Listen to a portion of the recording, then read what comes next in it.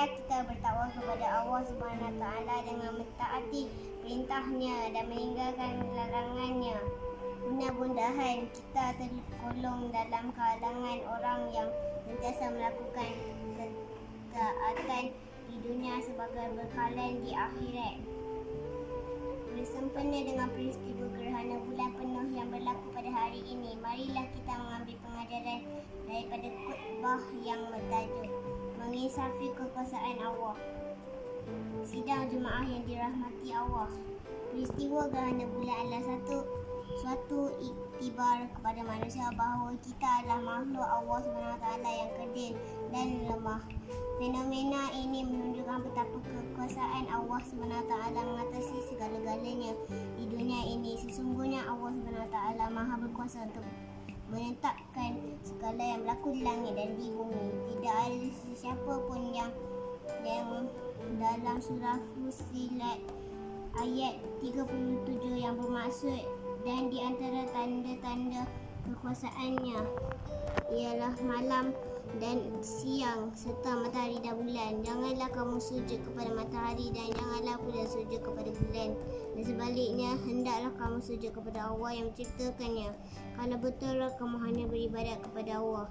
Sebagai orang beriman, kita mestilah percaya dengan penuh yakin bahawa Allah SWT adalah pentadbir seluruh alam ini. Peredaran bulan dan matahari yang teratur adalah atas kudrat dan iradat Allah SWT. Lantaran itu kita dituntut untuk melihat dan menghayati setiap yang diciptakan Allah SWT supaya melaluinya kita akan sentiasa membesarkannya dan meningkatkan keimanan kepadanya. Tidaklah Allah SWT menjadikan setiap sesuatu itu sia-sia, malah terdapat hikmah di sebalik setiap kejadian. Justru fenomena gerhana bulan ini seharusnya mengingatkan kita mengenai peristiwa hari kehancuran yang pasti berlaku. Peristiwa gerhana bulan bukanlah petanda bahawa sesuatu musibah itu akan menimpa hidup manusia. Hakikatnya, setiap musibah yang melanda dunia ini adalah disebabkan oleh tangan-tangan manusia itu sendiri. Lihatlah pada ketika ini, musibah seperti penularan wabak pandemik COVID-19 yang menyesatkan kita telah menjejaskan kehidupan. Dengan peningkatan jumlah kes dan ramai yang telah terkorban akibat pandemik ini, seharusnya meletakkan diri kita untuk sama-sama memainkan peranan menamatkan musibah ini.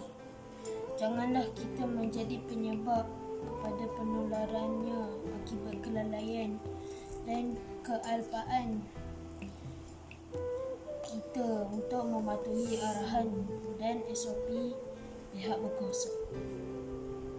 Sidang jemaah yang dirahmati Allah, sebenarnya kejadian gerhana merupakan peringatan Allah Subhanahu Wa Taala kepada manusia supaya segera insaf, gerun dan takut kepada ancaman Allah Subhanahu Wa Taala. Oleh itu, mimbar mengajak sidang jemaah sekalian, marilah kita sama-sama mengambil pengajaran daripada peristiwa gerhana bulan ini dengan rasa penuh keinsafan dan muhasabah atas segala dosa yang pernah kita lakukan dengan melazimi taubat dan istighfar kepada Allah Subhanahu Wa Taala. Di samping itu, perbanyakkannya melakukan amal ibadah, kebajikan dan doa supaya Allah Subhanahu Wa Taala menjauhkan kita daripada ditimpa bala, bencana, wabak, penyakit dan musibah. Mimbar mengingatkan sidang jemaah di seluruh umat Islam, jauhilah segala perbuatan syirik, khurafat dan tahyul yang boleh menjejaskan akidah Islam. Imam Muslim radhiyallahu anhu meriwayatkan hadis daripada Abu Mas'ud Al-Ansari radhiyallahu anhu, Rasulullah SAW bersabda, maksudnya matahari dan bulan adalah dua daripada tanda keagungan Allah. Kerana kedua-duanya berlaku bukan disebabkan mati atau hidup seseorang. Apabila mengetahui gerhana berlaku, kamu hendaklah bersolat dan berdoa sehingga cahaya kelihatan semula. Akhiri khutbah. Marilah kita mengambil beberapa kesimpulan daripada khutbah pada malam ini.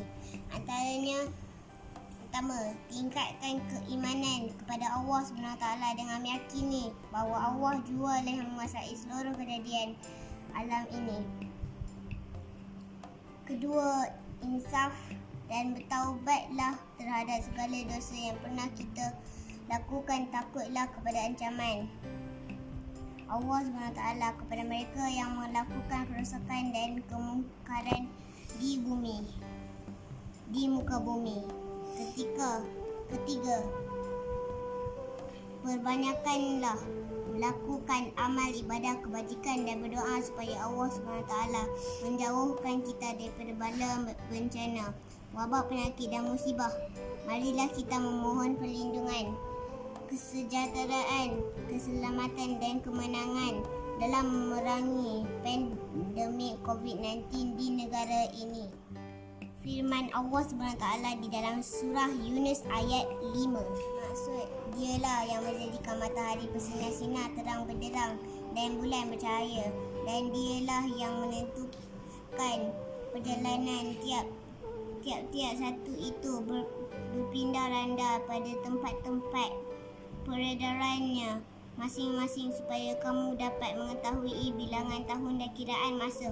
Allah tidak menjadikan semuanya itu melainkan dengan adanya faedah dan gunanya yang sebenar. Allah menjelaskan ayat-ayatnya, tanda-tanda kebesarannya satu persatu bagi kaum yang mahu mengetahui hikmah sesuatu yang dijadikannya.